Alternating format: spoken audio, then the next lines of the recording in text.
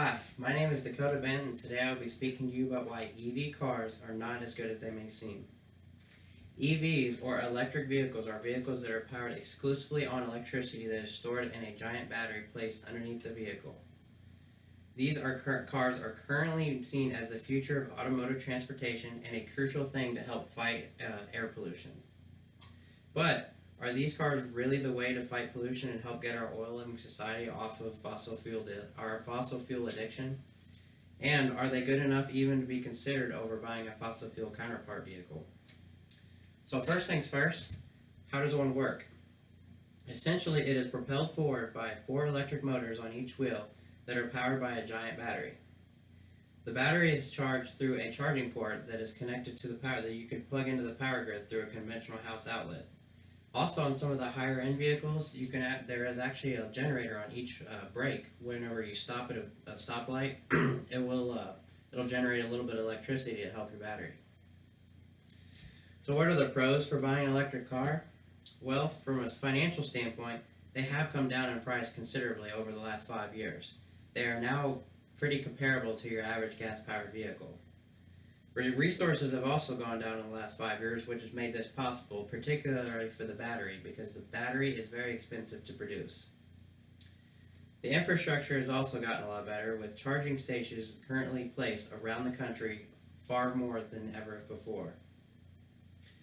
And once you buy the car, maintenance is substantially lower from your gas-powered counterpart because there's far fewer moving parts. And charging at a charging station is generally free or nearly free versus filling up your fuel tank, which costs a lot. So what are the cons to buying an electric car? Well, they are indeed more expensive. However, the biggest issue is availability.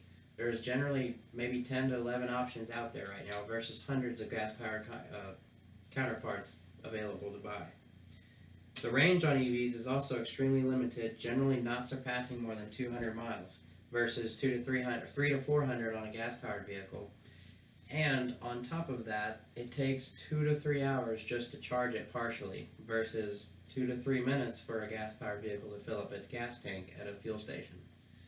And if you're looking to fill it all the way up with juice, it's going to take about 6 to 8 hours of charging. So a good overnight stay.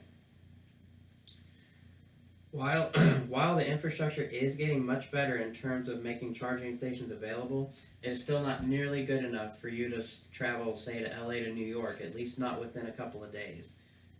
In the Midwest in particular, there's a good chance you're going to have to drive an hour or two out of your way just to find a charging station, versus gas stations being placed everywhere, on every exit of a highway.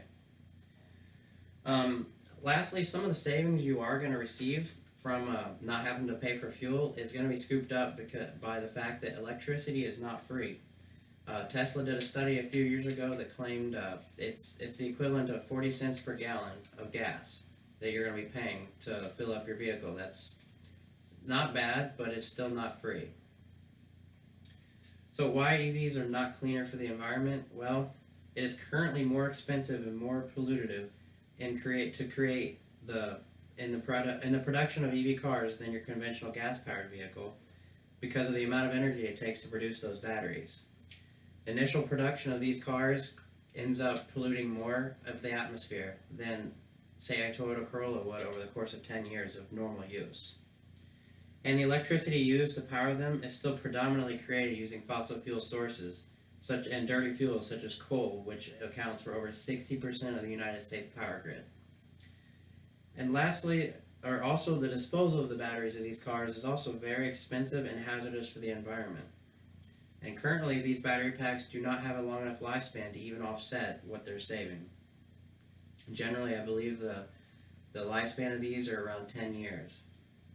So to sum it all up, EVs are, in my opinion, not the solution to the future of motoring. However, they are a step in the right direction.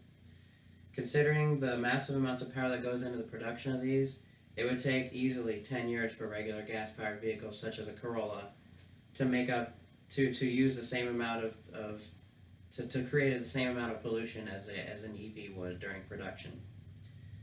So what we need to do is create an alternative fuel source that gives the energy benefits of fossil fuels, but the unlimited and cleanliness that we need to keep our planet clean.